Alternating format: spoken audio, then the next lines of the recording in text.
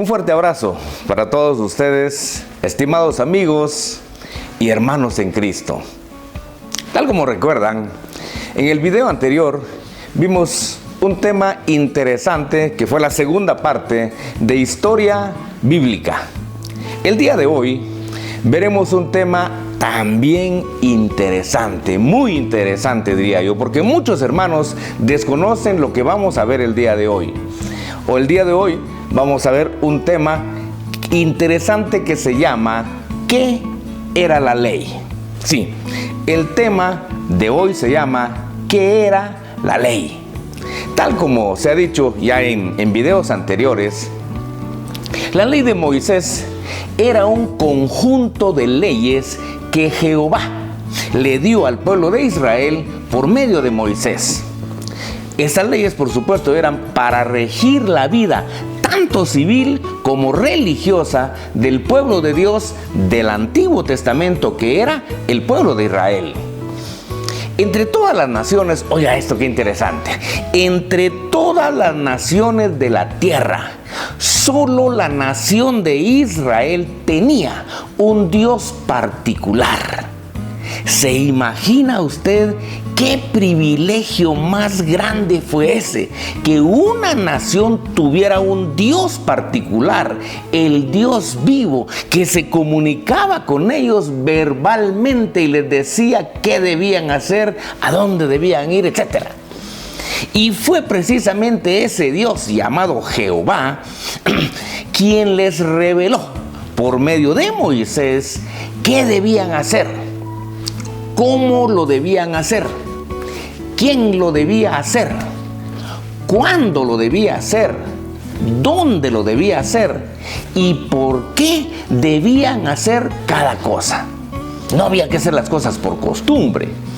La ley, que fue llamada también la Torá, era el conjunto entonces. La ley o la Torá era el conjunto de instrucciones que cada uno de los israelitas debían cumplir para estar en paz con su Dios.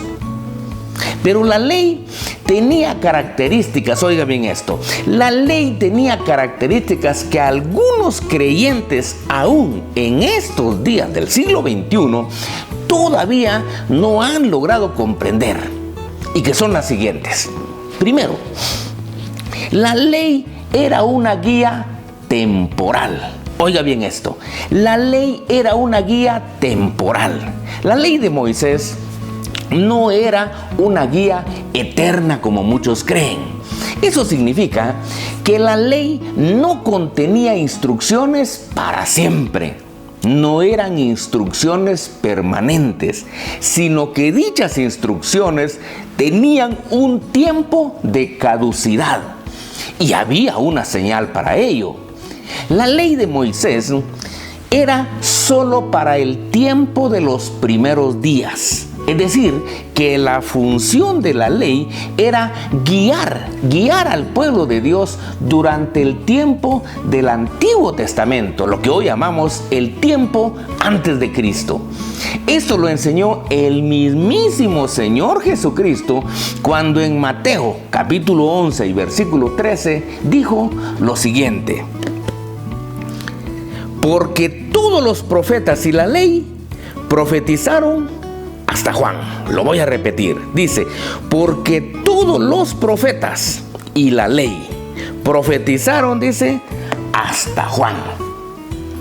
Con esta cita, el Señor Jesucristo estaba aclarando que la ley de Moisés estuvo vigente como guía del pueblo de Dios, que fue Israel en aquel tiempo, desde Moisés. Es decir, desde el momento en que el pueblo de Israel fue liberado de la esclavitud que vivió en Egipto. ¿Hasta cuándo? Hasta el tiempo de Juan el Bautista, que fue el último y el más grande de todos los profetas. Juan el Bautista fue el Elías que fue prometido en Malaquías 4:5 y que fue enviado por Dios. Oiga, para clausurar el tiempo de la ley y para inaugurar el tiempo de la gracia. Esto nos enseña que el mensaje de Juan el Bautista fue la clausura del tiempo del Antiguo Testamento y la inauguración del tiempo del Nuevo Testamento. Lo anterior también lo reveló el apóstol Pablo en Gálatas 3:19, donde podemos leer lo siguiente. Acompáñenme a leer Gálatas 3:19, donde dice lo siguiente: entonces, ¿para qué sirve la ley? La ley fue añadida, dice, a causa de las transgresiones, hasta que viniera la simiente a quien fue hecha la promesa, y fue ordenada por medio de ángeles en manos de un mediador. Muy bien. Esta cita de la carta a los Gálatas revela que la ley de Moisés fue dada, dice, para que el pueblo de Israel conociera sus transgresiones, para que el pueblo de Israel conociera sus pecados. ¿Hasta cuándo? Dice, hasta cuando viniera la simiente a quien le fue hecha la promesa. Y es obvio que esa simiente era nuestro Señor y Salvador Jesucristo. Esto nos enseña que la ley entonces estuvo vigente desde el tiempo de Moisés hasta la manifestación de Cristo, la simiente a quien le fue prometida. Segundo, la ley era un ayo. Sí, la ley era un tutor. Ayo es sinónimo de tutor. Sí, la ley entonces era un consejero que guiaría al pueblo de Israel en sus actividades de día a día. Tal como ya se dijo, la ley fue una guía que contenía todas las instrucciones que debían ser observadas a efecto de que el pueblo de Israel fuera obediente y especialmente agradable ante Jehová, su Dios. De esa cuenta, el apóstol Pablo, como judío, en Gálatas 3, 24 y 25, dice lo siguiente: de manera que la ley ha sido nuestro ayo, de manera que la ley ha sido nuestro ayo, dice el apóstol Pablo, para llevarnos a Cristo, a fin de que fuésemos justificados por la fe. Pero venida la fe, ya no estamos bajo el ayo. Repito el versículo 25, dice: pero venida la fe, ya no estamos bajo el ayo. Cuando el apóstol Pablo afirma como judío, porque él sí estuvo bajo la ley, cuando el apóstol Pablo afirma como judío que la ley ha sido su ayo, está diciendo que la ley ha sido su tutor, ha sido su guía o su consejero, que tenía el objetivo de conducir, dice, a los judíos hacia Cristo, a efecto de que fueran justificados por la fe. Y por eso, ahora que ya se manifestó Jesucristo o la fe de Jesucristo, el apóstol Pablo dice que ya no están bajo el ayo. Es decir, que ya no están bajo la ley ni bajo las instrucciones de lo que antes se llamó la Torá. ¿Por qué? Porque la Torá ya cumplió su meta, que era llevarlos a Cristo. Por tanto, su función ya terminó. Así que esta otra cita, además de Gálatas 3:19, también revela que la ley no era definitiva, sino que era solo para el tiempo del Antiguo Testamento, era mientras viniera Cristo, y su objetivo o su meta era guiar a todos los judíos hacia Cristo. Si aún con las citas anteriores todavía no se entiende que la función de la ley era temporal y que solo era para el tiempo del Antiguo Testamento, en Romanos capítulo 10 versículo 4 se lee lo siguiente. Acompáñenme por favor a Romanos capítulo 10 versículo 4, donde dice lo siguiente: porque el fin de la ley es Cristo, para justicia a todo aquel que cree. Lo repito, porque el fin de la ley es Cristo, para justicia a todo aquel que cree. Esta cita, o en esta cita, cuando se lee que el fin de la ley es Cristo, tiene dos connotaciones. Primero, la palabra fin puede entenderse como objetivo o puede entenderse como la meta. Y con ello se está diciendo que el objetivo de la ley era guiar al pueblo de Israel hacia Cristo. Segundo, significa también que Cristo es la culminación de la ley. Cristo era la meta hacia la cual apuntaba la ley. Por lo tanto, ahora que Cristo ya fue manifestado, la meta, que era Cristo, ya fue alcanzada. Por tanto, la ley ya llegó a su fin. Y tercero, oiga esto, la ley era una maldición para todo ser humano. Lo voy a repetir. La ley era una maldición para todo ser humano. Sí, así como lo oye. Es casi seguro que los creyentes que en este tiempo todavía quieren vivir bajo la ley o están viviendo bajo la ley según ellos, hasta hoy quizás no sepan que la ley era una maldición para todo ser humano, no solamente para los judíos. Y era una maldición porque la ley era santa y perfecta. Pero contrario a la ley, que era santa y perfecta, todos los descendientes de Adán y Eva somos pecadores e imperfectos. De esa cuenta, nadie puede cumplir o nadie podía cumplir la ley para poder justificarse y estar en paz con Dios. Precisamente por eso, Dios en su misericordia y amor por el mundo envió a su amado Hijo Jesucristo a salvarnos de la maldición que representaba la ley. Eso es lo que la Escritura revela en Gálatas 3:13, donde se lee lo siguiente. Y dice: Cristo nos redimió de la maldición de la ley. Oiga esto. Cristo nos redimió de la maldición de la ley, hecho por nosotros maldición, porque está escrito: maldito todo el que es colgado en un madero. Esta cita, al revelar que Cristo nos redimió o nos salvó de la maldición de la ley, es obvio que está revelando que la ley era una maldición para todo ser humano. Por tanto, bendito sea nuestro Señor y Salvador Jesucristo, que al permitir que lo colgaran de un madero en su muerte redentora en la cruz del Calvario, nos quitó de encima la maldición que representaba la ley de Moisés. De esa cuenta, al menos yo, no logro entender por qué todavía hay personas que quieren vivir bajo la maldición de la ley.